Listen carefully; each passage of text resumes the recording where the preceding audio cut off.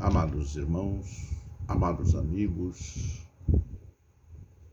que a graça e a paz do nosso Senhor e Salvador Jesus Cristo esteja conosco, nos protegendo, nos guardando, nos dando a tranquilidade para vencermos o dia a dia. Amados, hoje eu estava pensando no nosso país, muito preocupado, com tudo isso que está acontecendo aí. Eu vivi em 64, inclusive eu estava iniciando minha carreira militar e meu primeiro problema foi a morte de Getúlio Vargas, em 54. E 10 anos depois eu enfrentei o regime militar, que foi uma bênção para o nosso país. O país desenvolveu bastante. Então, houve uma comparação dos tempos daquela época e da época do hoje, com Sinfonias, capítulo 3. Ele nos fala sobre a terra de Judá e a cidade de Jerusalém, a partir do versículo 1 até o versículo 8. Era uma cidade opressora, rebelde e manchada, como resultado da adoração de Baal, Maloque. E Jerusalém ficou degenerada, completamente degenerada. Há uma diferença muito grande em o povo de Deus para o povo do mundo, uma diferença gigantesca. Vocês observem que está havendo muitas vigílias,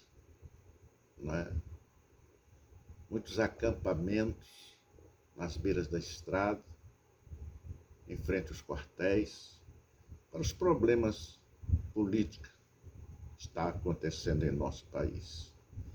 Então, nós temos um líder religioso que ele se professa cristão, que vive na igreja, mas também houve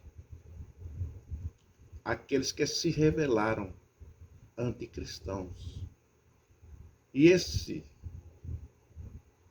Safonias escreve que os líderes religiosos viviam em adultério e ofereciam seus filhos como sacrifício humano a fim de obter o favor dos deuses da natureza.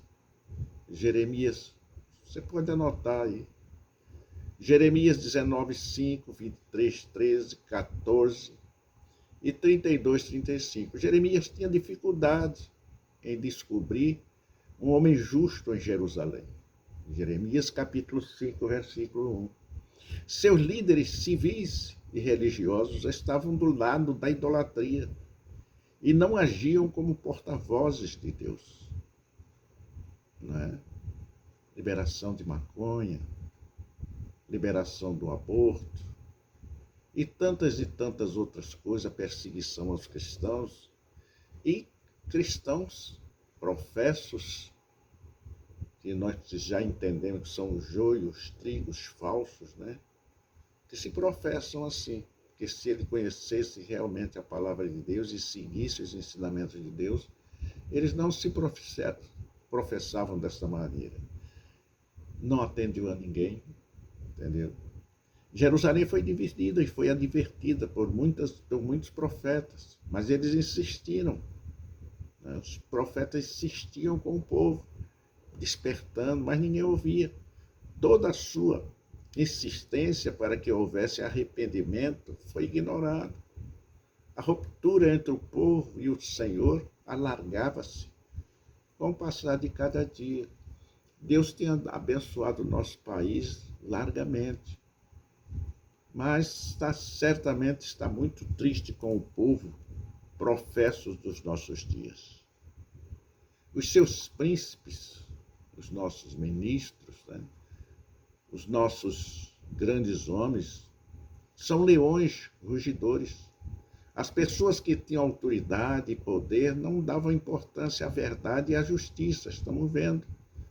Rasgaram a Constituição, o Código Penal, ninguém respeita mais coisa nenhuma. Seus arrogantes rugidos eram os animais selvagens. Seus juízos são lobos do cair da noite.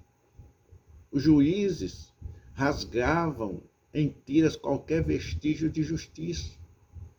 Eles se esquivavam pelas sombras, prontos a aceitar subornos. Praticavam a violência e a opressão predatória dos animais selvagens. Então, meus irmãos, é preciso que nós tenhamos cuidado, muito cuidado mesmo. Está em Ezequiel, capítulo 22, 27, e Miqueias, capítulo 3, 9 a 11. Os seus profetas eram levianos, homens perfídios, não é? Os profetas já não possuíam a séria convicção e integridade dos homens santos. Eles enganavam as almas cegas, como você viu, né? Uma igreja inteira seguindo cegamente um pastor cego, pobre, nu. Os seus sacerdotes profanavam o santuário. Os sacerdotes violaram a lei, oferecendo animais com manchas e defeitos.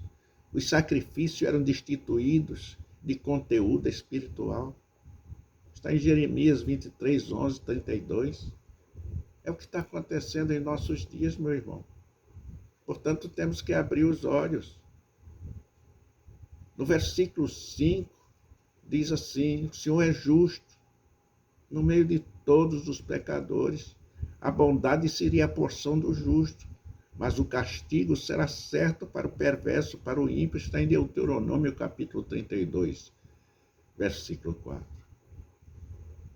Exterminei as nações. Evidentemente, a Síria e Israel são as aludidas nesse versículo. Era profético que o Senhor escutasse. Ninguém que as habite, todos os lares precisam de arrependimento e obedecer. Precisamos não esperar o castigo intermitente imposto a Jerusalém. Que esses castigos não venham sobre nós. O povo persistia em seus maus caminhos e, finalmente, a destruição total veio pelas mãos dos babilônios. É preciso nós abrirmos os olhos. Deus ama a nossa terra. Deus tem protegido o nosso Brasil, o nosso povo. A revolução de Deus é juntar as nações e não separar. A misericórdia do Senhor é dirigida a todos os povos e nações. Até Nínive arrependeu-se com a pregação de Jonas. Mas, do mesmo modo, o juízo virá sobre todos aqueles que abandonam o Senhor. O julgamento pelo fogo está sempre associado com o castigo das nações através da guerra. É preciso nós abrirmos os olhos. As promessas futuras estão em 3, 9 e 20. As promessas de conversão, de avivamentos, estão em 3, 9 e 13. Então darei lábios puros aos povos. Esta é uma referência ao período quando os judeus abandonaram as blasfêmias da idolatria e preferiram louvar ao Senhor. Está em Joel, capítulo 2, 28, Atos 16, 21. Lábios puros. Lábios puros se refere à forma do culto religioso que praticaram. Não eram mais de idolatria, era de fé, era um culto espiritual, porque antes era de idolatria, eram idólatras.